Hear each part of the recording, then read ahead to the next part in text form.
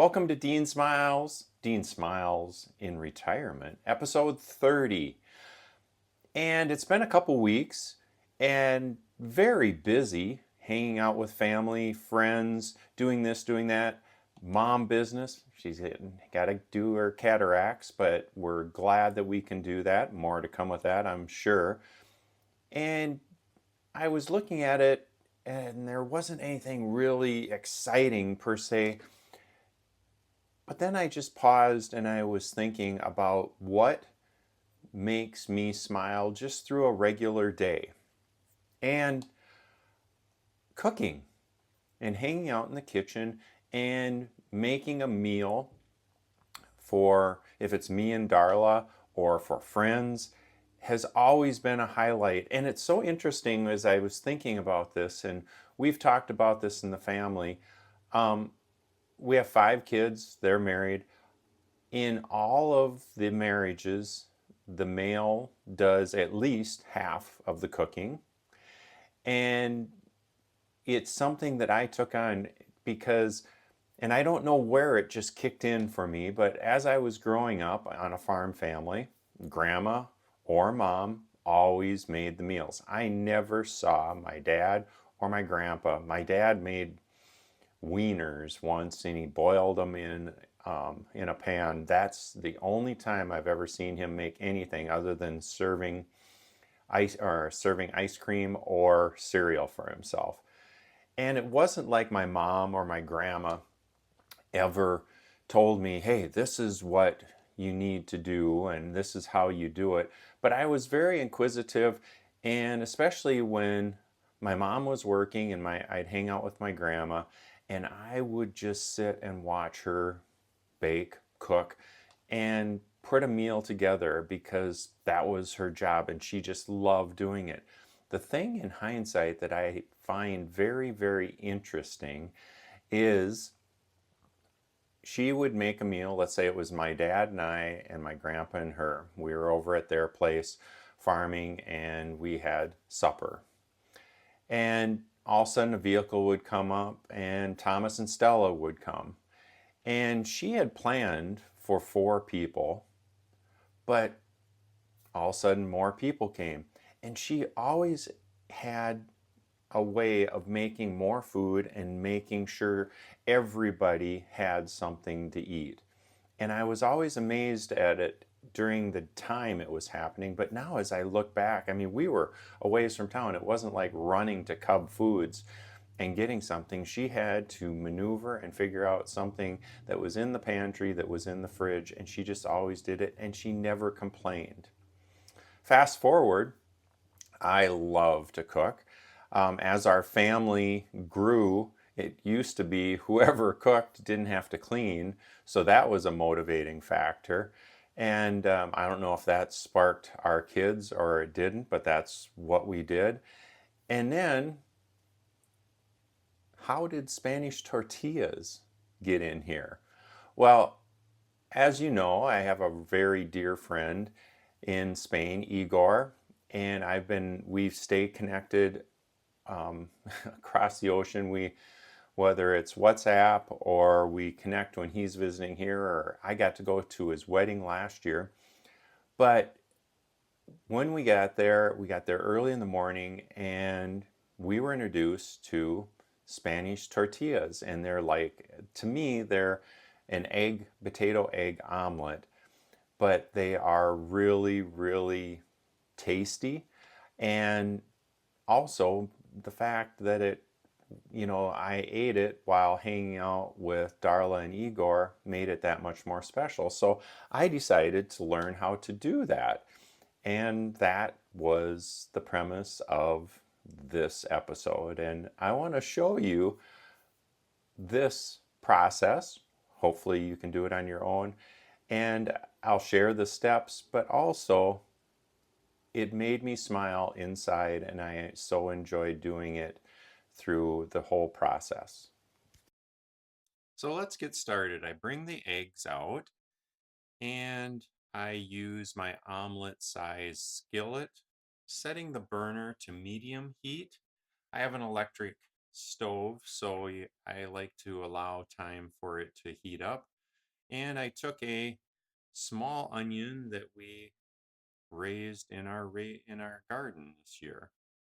Two medium potatoes. I really like Yukon golden potatoes. Peel them and dice them into small little cubes that work out really, really, really well. This is actually a very user-friendly recipe, very easy and very tasty breakfast to have, and we enjoy preparing and sharing this when we're entertaining or just for Darla and I in the morning.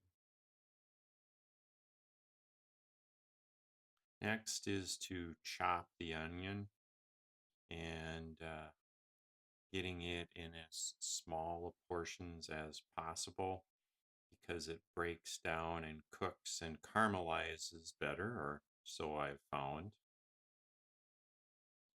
Coat the pan with oil and cover the total bottom of the pan and add the potatoes, spreading and breaking apart the cubes. Put a little sea salt to whatever your flavor palette calls for. And I usually finish dicing the onions while the potatoes cook because I give the potatoes a couple minutes extra time before I add the onions. Add the onions and mix them thoroughly with the potatoes. And we like dashes, and in this one I use the garlic and herb salt-free seasoning. Add to your preference. It cooks up so nice, and stirring and flipping as it goes so that it can thoroughly cook the potatoes.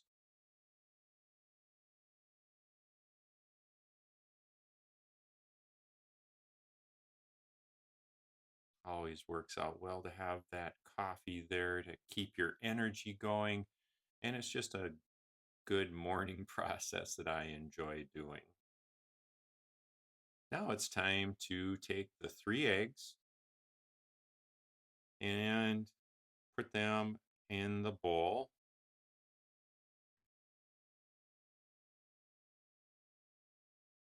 I like to add a splash of water to give it some body and flavor, to liking to add more sea salt. Meanwhile, keeping an eye on the potatoes, and beat the eggs. I use a fork and just really try to break it down as much as possible. Add another bit of dashes flavor to what your liking is.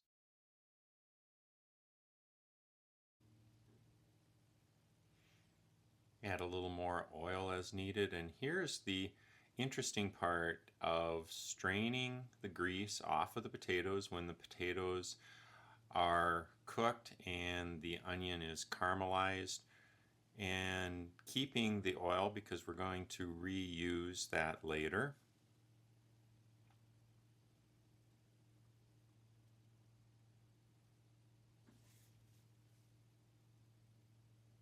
Pour the cooked potatoes in the eggs and stir it evenly, and it actually starts cooking. The heat of the potatoes starts cooking the eggs a bit.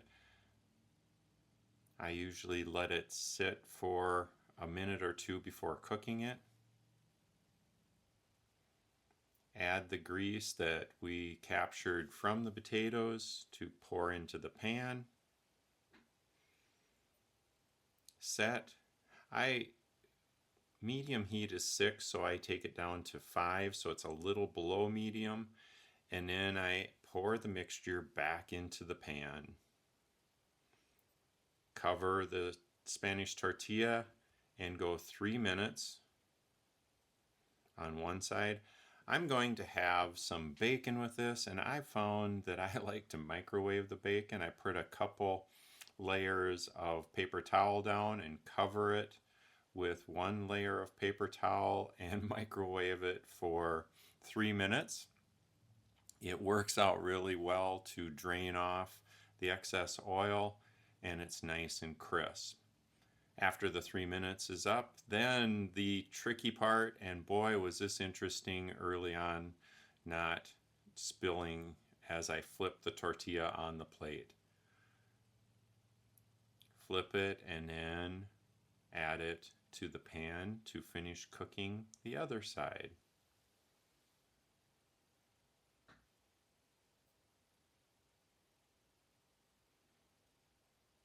Cover and cook for 3 more minutes.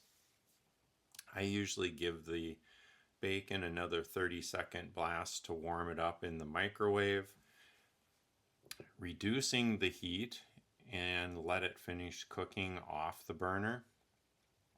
Cut the tortilla and serve. This is perfect for both of us to have for breakfast. And it's one of those breakfasts that just stay with you throughout the day.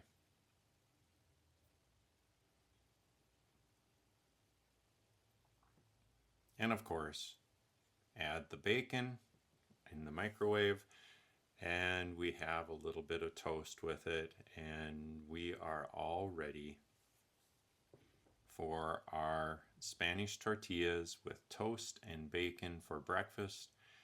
And I just love thinking about where this came from and my friends. Well, thank you for going on this Spanish tortilla journey. And now the food is meant to be shared. And that's what the biggest smile comes from, sharing it with family and friends. I'd love to hear your food stories and your smiles that go with it. As always, keep smiling. Smiling things we all can share.